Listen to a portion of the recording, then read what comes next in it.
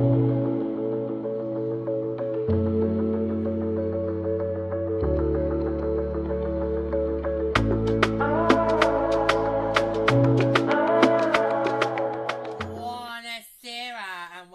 the Nicole Show brought by the Pub Brain Podcast, and it's part 2 of 3 of our recaps of the tournament. On the last episode, we recapped the group stages of the games. That took you from February the 5th to February the 12th, 2026. That was quite a lengthy episode, guys. And it was lots of games to get through. I got tongue-tied on quite a fair few bits of them. So we might need to rethink how we're going to do this for 2030. We might need to rethink about that. But, yeah. So hopefully the workload should get a little bit easier now, because obviously we've got less games to cover now and so forth. So, before we get started, I'm going to go through to you the structure for the quarterfinals, because that's what we're going to start with first. I should explain, for this episode, we're going to do the quarterfinals and the semi-finals. And then part 3 will be the bronze medal match and the gold medal match. That's how we're going to do it, okay? So it's going to be so today, it's just quarterfinals and semi-finals. That's what we're doing today. But before we get started, I'm going to run you through how things went in the quarterfinals. So just give me a second to load information on my screen. Well, on my, I should have my phone, so sorry. So, give me 2 seconds. Okay, so talking to yourselves for a moment, guys.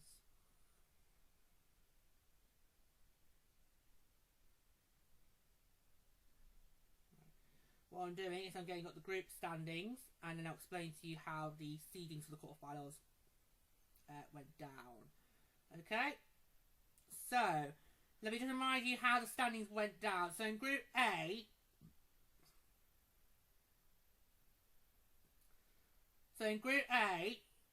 Switzerland were 5th in the group. Finland were 4th in the group. Czechia were 3rd in the group. And no surprise, Canada 2nd in the group, and USA were 1st in the group. That's Group A. Then over in Group B, we had France, no surprise there, last in the group. Japan 4th, Italy 3rd, Germany 2nd, and Sweden won that group convincingly. And mind it was the top 3 in Group B that joined all of Group A in the knockout stages. That's how it went down. So, let me explain to you how the seedings then worked for the quarterfinals before we get stuck into them. Okay. So, the USA, who were the winners of Group A, played the team that finished 3rd in Group B. That was the host Italy.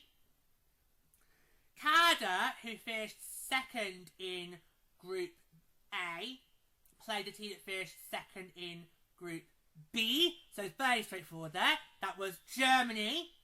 So Germany didn't really get an easy opponent there. I mean, they say that if you finish 2nd in one of the groups, you should get a better seed the quarterfinals. Not really. Not really. So, I know that last group game that Italy played really hard in that game, but really it was a lose-lose situation, because whoever won that game is going to play Canada. So, I heard.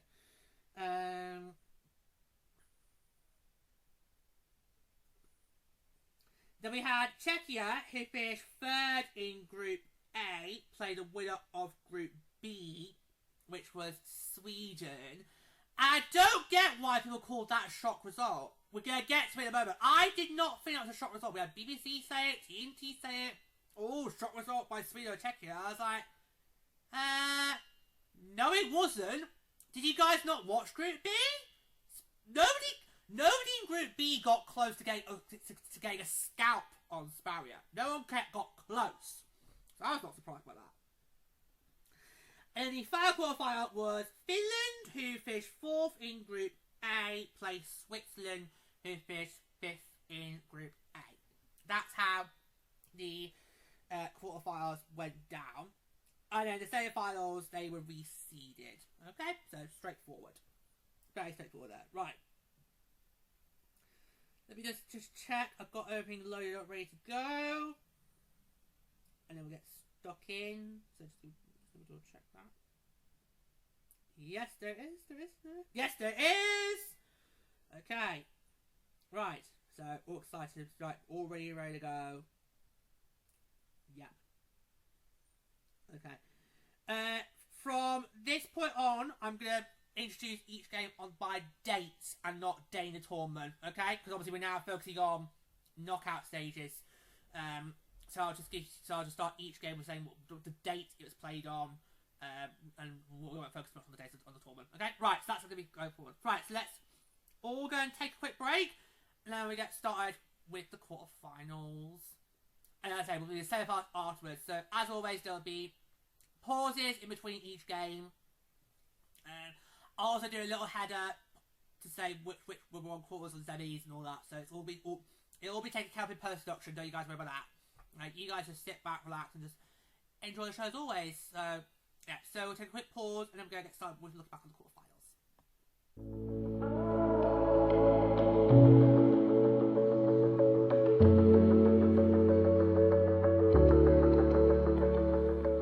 Okay, so we're going to start recapping the quarterfinals. The first one we're going to do is Czechia against Sweden.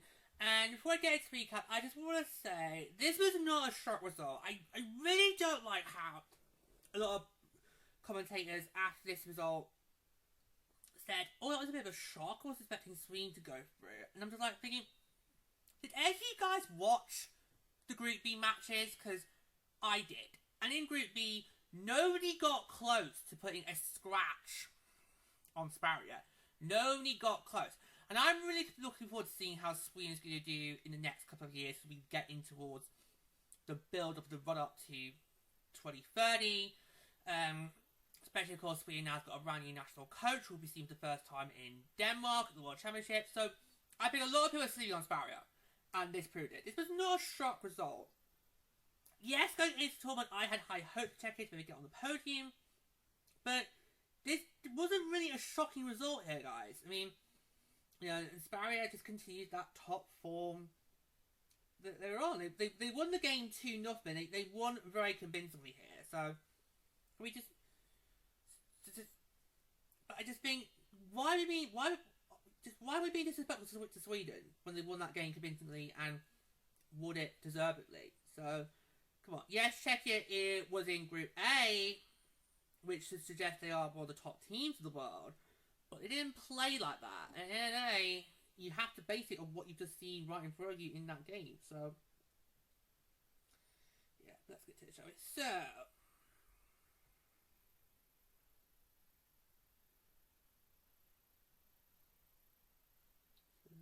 here we go. Right, here we go. Sweden upset. So, even the headline says it all.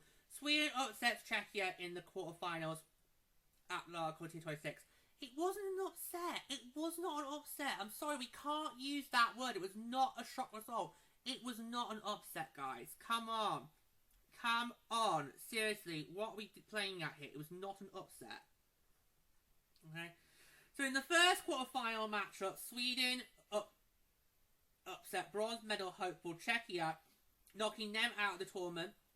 The Swedes opened the scoring through forward Hannah Olsen, who netted a power play goal just a few minutes into the second period. The New York Sirens, Maya Neelan-Persson, picked up an assist on the play.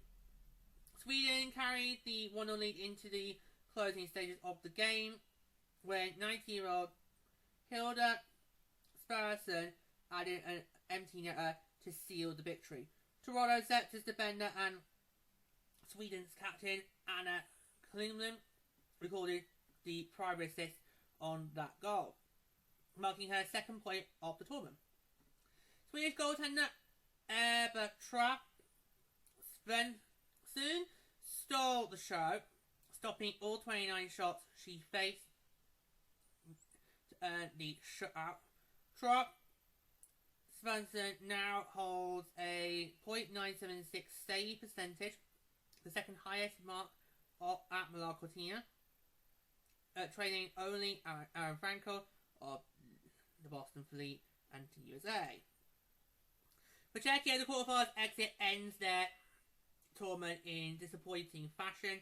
The number 3 seed, which featured the PHL's leading goal scorer in New York's Kristina Kalinnikova, entered the Winter Olympics with medal aspirations but never really found its footing. And Sweden advances to the semi-finals. Yeah, I had a lot of high hopes for Czechia myself, but that was based on the past 2 World Championships that I had seen. I felt Czechia did really good in those 2. Carl has done wonders for that program. But we can't keep saying that this was an upset, where at the end of the day, the better side won the game. The better. Sweden had been dominating Group B from the get-go. You can't say that was a shock result, but it was not a shock result. I'm sorry, we can't keep saying that. It's just not fair. It's not fair to Sweden. It's not. At the end of the day, they did brilliantly and they won the game right. Okay, so the second quarterfinal that took place on the 13th of February. This was a tough one for us because of the commentary team we had on. Because obviously we watched that game on TNT between the US and Italy. I don't know where they found that commentator from, but he was a complete and utter nightmare. He really was. I mean, kept getting his facts wrong, kept mispronouncing Taylor Heisey's name, for God's sake. And I'm surprised that me personally managed to get through it without me needing to throw my phone across the room, but it was just horrendous. Horrendous. Anyway, the game itself. So, the USA exploded for 5 second period goals to defeat Italy in Olympic quarterfinals. So, there was the United States Open, the knockout stage of at the Olympic Winter Games, Milano-Cortina, 26 against Group B's third place finisher, Italy, and handled the hosts comfortably with a 6-0 victory. After scoring once in the first period, the Americans erupted for 5 goals in the second to put the game out of reach. Minnesota Frost forward Kenneth Coyne Schofield, our captain, I should say, led all skaters with 2 goals, recording her first points of the games. Boston Fleet defender and their captain Megan Keller continued her strong tournament in Milano-Cortina, adding 2 assists to bring her total to 6 points through 5 games. Italy was limited to just 6 shots on goal in the contest as their tournament came to an end in the quarterfinals. Toronto Scepter's forward Kristen Delarobier finished as the host nation's leading point scorer with 4 points in 5 games, and the Americans now advanced to the semi-finals. So no surprise there. I mean, it was very interesting how Italy managed to keep us off the score sheet for as long as they did. You know, like how we praised Switzerland in the groups, and managed to do that with Canada for as long as they did. No, Italy was a really good match because for Italy it was not going to be good for whoever they got. It was Us or Canada, and the fact that they limited to just 1 goal in that first period was very good. But once the floodgates opened, it was just they never could find a way through. But I think for the Italians, they should really look at this tournament as a huge stepping stone, you know. And I really hope this is not the last we see of Italy on the world stage, because nobody going into Milano-Cortina gave them a chance of making it past the group stages. Everyone thought they would not go far, and yet to have got wins over Japan and France, getting close to getting points against Germany. I think the Italians got so much they could be proud of, so I really hope this is not going to last we see of them for quite some time. So Sweden won over Czechia and USA won over the Italians, and interestingly, that then set up those 2 teams meeting in the semi-finals. So interesting the way way they all worked out, it meant that obviously the two teams that won this day's quarters would then meet with the semis, and the two teams that won the next day's quarters with semis. Well,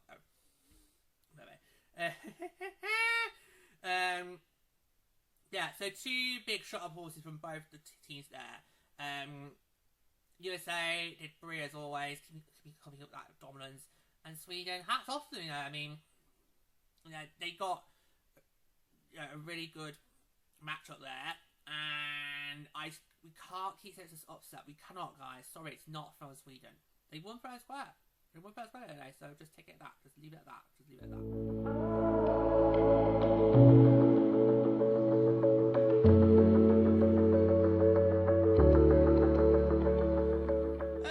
Let's move on now to the second day of quarterfinals. That was February the 14th, so no love lost here. And first up, we've got Canada and Germany. Yeah. The concerns that me and Eddie had about Germany going into Milano-Cortina did finally, come to pass. They were never going to do well against Canada. I mean, would they fare better against us? Probably not. But would it might have been more competitive? Maybe. We'll see what happens when we get to the groups in Denmark this November. But yeah, I mean, was I surprised Germany got second in their group? No, but the performers didn't really show why they are second in the group. Anyway, we'll move on. We'll get to the recap. So Canada advances to the semi-finals with a 5-1 win over Germany. So if you're Canadian, this is a good result because Canada hadn't really been showing that much firepower or much offense in the early stages of the tournament. So if you're Canada, this was a great result for you guys because it meant that what should be there all along was still there. You just need to find a way to unlock it, which they did. So Canada defeated Germany 5-1 in their quarterfinal matchup at the Olympic Winter Games, Milano-Cortina 2026. The Canadian power play remained potent, converting twice with a German player in the penalty box. New York Sirens forward Sarah Villiers notched one on the player advantage with a sharp angle finish, one of her 2 points on the day. Canada's top line of Villiers, Toronto sectors forward Darryl Watts and Captain Clutch Marie-Philippe of the Victoire was effective offensively as they combined for 5 points on the night. Pelé returning from a lower body injury that forced her to miss the previous 2 games made an immediate impact. Her third period goal tied Canadian legend Hayley Wickenheiser for the most goals in Olympic Winter Games history. Germany's low goal came short-handed and marked the first they have ever scored against Canada in international competition. Their tournament came to an end in the quarterfinals. Boston Elite forward Laura Klug finished as Germany's leading scorer, recording 3 goals and 7 points in 5 games. Canada advances to the semi-finals, where they'll face the winner of Switzerland and Finland, which we're about to get onto in a moment. Yeah, but Laura Klug, what a tournament she had. I mean, if Germany got into the goal match, I really want to know who would have been the tournament MVP right there. But, I was really impressed with her. She was kind of that standout star player for Germany in this tournament. So we'll see how well she can do in the future. We'll see how that goes from there. Right, so now Finland and Switzerland. This was going to be an interesting matchup because, Finland, I don't think you would expect to go into the tournament would have to be playing this matchup. You'd have thought they might have been the ones that would have been playing Sweden, and then would Sweden have got to the semis? Probably not. But with norovirus doing its dirty work, it meant obviously Finland finished 4th, and they would end up going to play Switzerland. And this was the closest of all the quarterfinals. This was the closest of them all. And it's one of those 1-0 results that I hate. I hate a 1-0 result in hockey. I just hate it. You know, we should not be having those kind of results in hockey. Should not at all. Yeah, but Elina Muller, of course she does. Of course she does. Send Switzerland into Olympic semi-finals as they knock off Finland 1-0. Now this is a huge result. That's a huge result, given where these two nations are in the world rankings. So for Finland to be knocked out by Switzerland, that is huge. That is a huge, huge statement win for the Swiss. Right there. Right there. So in the final quarter-final matchup at the Olympic Games, Milano-Cortina 2006, Switzerland held off 2 late Finland power plays to secure the last main spot in the semi-finals, besting the Finns 1-0. The game was a rematch of last Tuesday's preliminary round meeting, where Finland actually won that 3-1. Finland heavily outshot Switzerland 40-14, but as in the earlier matchup, Elina Muller found the score sheet. Her second period goal proved decisive, standing as the lone marker of the afternoon. Swiss netminder Andrea Bradili delivered a stellar performance, turning aside all 40 shots she faced to earn the shutout. And I think she's that big reason why Switzerland got into the semi-finals over Finland, you know. She played so well in that game. And I think it could be a future star net mine in the making if she does want to go to the PHL. But it's just, yeah, she was a huge factor as to why Switzerland the place in the semi-finals. Finland's tournament comes to an end in the quarterfinals after an early bout of norovirus swept through the locker room. Finland recovered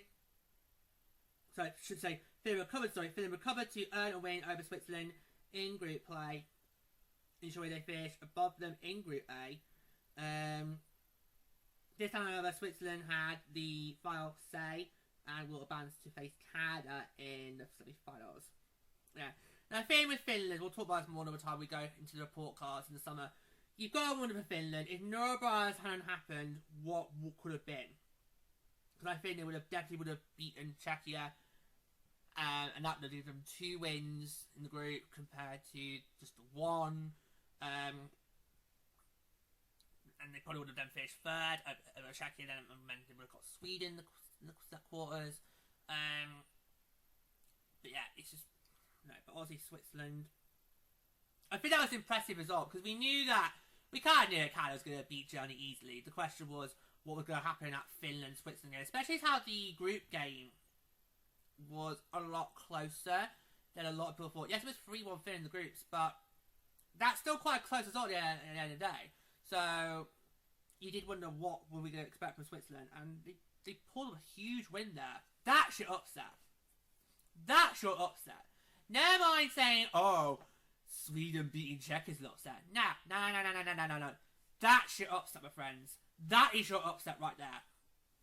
Nobody would have given Switzerland much hope going into start these games. That's your upset right there. That is your upset right there. They took out a Scandinavian team who should be a powerhouse. I mean, Finland did win the last 2 bronze medals in the World Championships, okay? There's your upset. There is your upset right there. Don't come to me saying Sweden over Czech was an upset. No. There's your upset. There's your upset right there. Switzerland taking down Finland. That is your upset, my friends. Right there. Right there.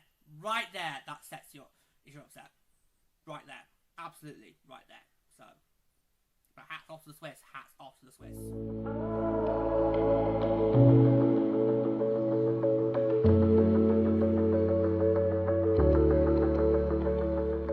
Okay, we're now going to turn our attention to the semi-finals. And both of these took place on February the 16th. The USA went first with Sweden. That was the only match that us 3 got to watch on the BBC. More than a moment. And then we'll have Canada v Switzerland. So we'll start, of course, with USA and Sweden, because that was the first semi-final. Honestly, guys, when the semi-final matchups got confirmed, me personally, literally was just like, because of course we knew our history. We knew our history. The last time that the games were held in Italy, it was Sparia who knocked off the Americans in the semi-finals.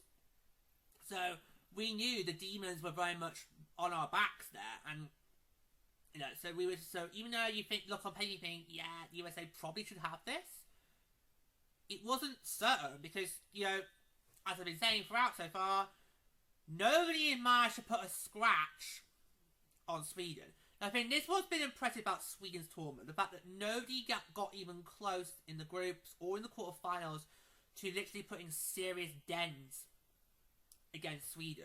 So I think Sweden is definitely one of those nations that we should be keeping an eye on over these at least next 4 years, because I think they're going to be an absolute powerhouse going forward. Yeah. But no, so this was the only game that us three watched on the BBC. It was kind of a funny situation because obviously we were setting it up on TNT on my phone, and then, oh look what happens, BBC then crossed over to readers, so we're like, well, there's no point, we'll just stay on the BBC. And luckily for us, the BBC did actually properly showed it. They made sure to come back at each period when it was time. So yeah, so this was the only match that we got to watch on the BBC. So let's go through it now, shall we? So USA wins 5-0 over Sweden, so another shutout for the Americans in what's been an impressive tournament. It really has. Yeah. So USA advances to the gold medal game after shutting out Sweden. So the United States cruised into the gold medal game at the Winter Olympic Games Milano-Cortina 26 after defeating Sweden in the semi-finals. The contest remained close through one period, with Seattle Toronto defender Taylor Barnes scoring the lone goal of the opening frame.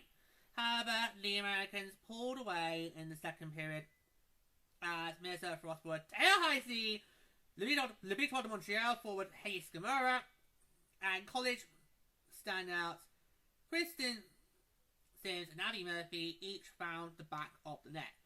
With her third shutout of the tournament, Boston Fleet and Team USA netliner Aaron Frankel made history, becoming the first goaltender in Olympic women's hockey history to record 3 shutouts in a single winter games. The 4 second period goals put the game out of reach for Sparia, which had advanced to the semifinals after winning Group B. Swedes will now play for bronze against the loser of the other semi-final matchup between Canada and Switzerland. And of course, the winner of that game will face the United States in the gold medal match. Yeah. So, it was a really impressive game there, with great performance. And yeah, exercise the demons. The demons were vanquished in that, so great result there. We'll move on to the other semi-final. Now,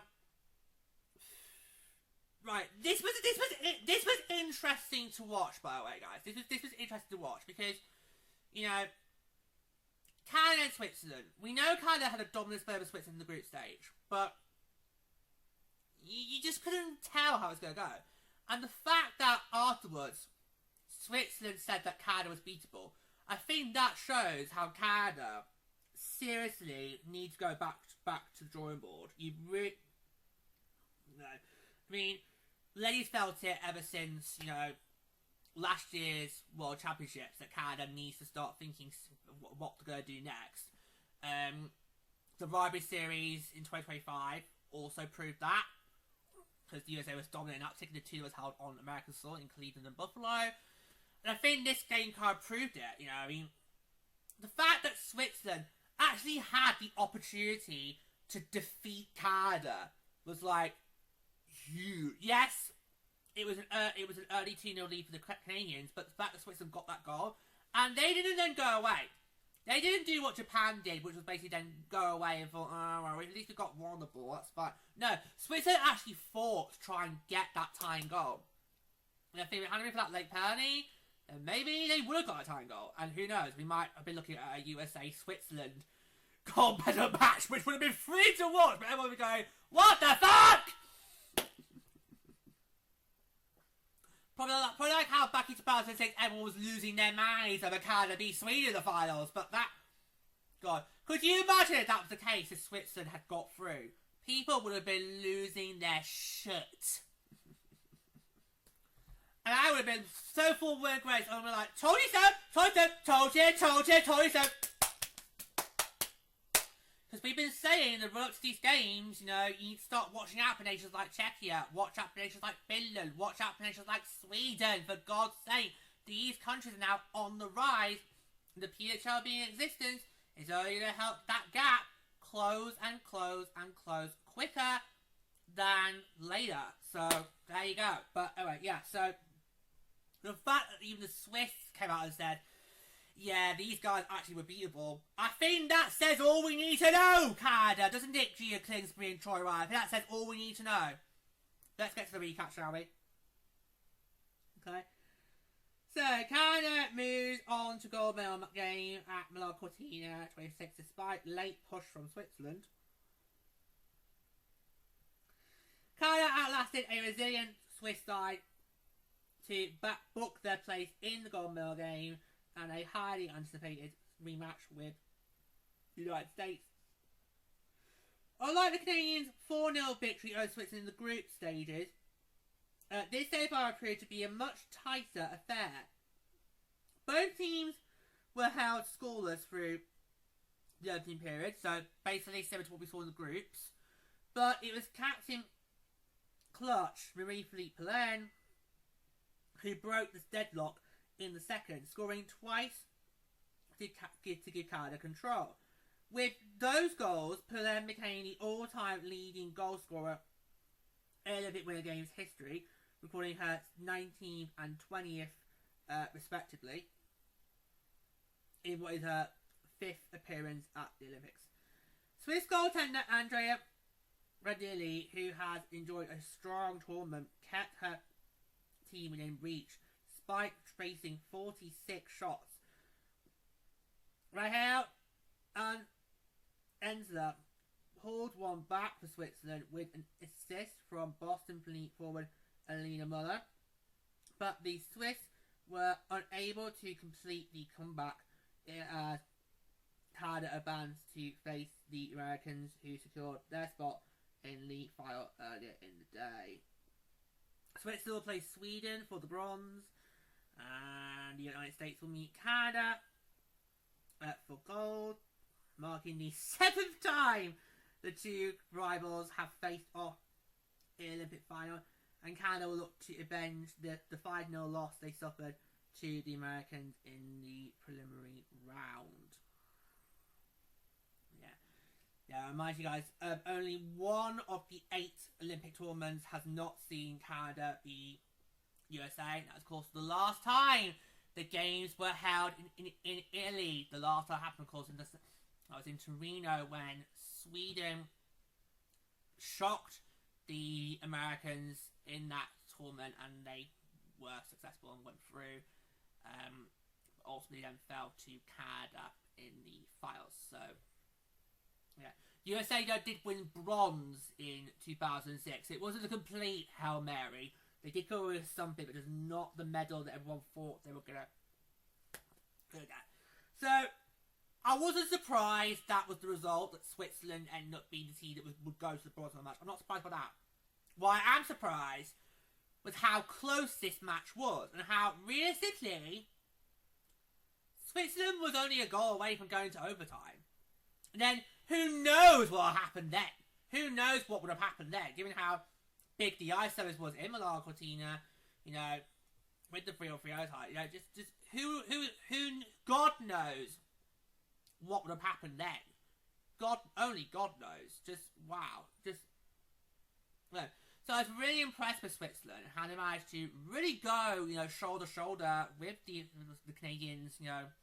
And Canada's normally a team that normally, you know, just, I'll use those terms, normally spanks their opponents quite easily.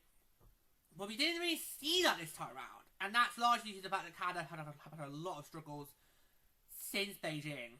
I mean, they had the last time they got a win over the Americans was back in the 2024-25 Rugby Series. That would have been just before the World Championships that took place in Czechia last year. Yeah. So yeah. So it's been a whole year now of American dominance over the Canadians. So that's something to behold. Yeah. So I'm not surprised that Switzerland ultimately ended up going to bronze as with Sweden. But it was interesting to contrast how Sweden went from being dominant top dogs in Group B. Nobody got to a whiff of getting a scratch on them. And then you go up against the Americans in the semi-finals and you just basically rolled over and died. Is that a polite way of putting it? You basically just rolled over and died. And then you've got, in the other semi-final, Canada, who easily should have taken down the Swiss no problems, struggling with that fight to compete with that. And Switzerland, really well. That's 2 days now where Switzerland managed to keep Canada off the score sheet for the first period. That is brilliant. And we'll see what happens if Switzerland does face Canada in the Worlds this year. I need to double check the groups. But if Switzerland does face Canada in the Worlds, then this could be very interesting again. We'll see what happens. I do need to double check the groups. We have done an episode on it. The format for the Worlds this year. I just need to double check what the groups are, but we'll see what happens there. But yeah. So unsurprisingly, Switzerland and Sweden go to the bronze game, and Canada and USA go head to head in the gold medal game. And so there you have it. Whew, another jam-packed show, especially as we had, quarterfinals and semi-finals to get through. But thank you for coming as always.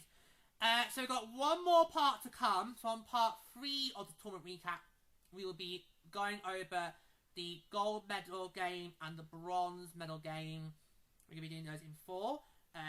That's probably going to be the easiest one of the 3 to do because there's only 2 games to cover in that. So it's not going to be tricky compared to the other 2. So hopefully you can join with that then. But until next time, I'm all going to say is...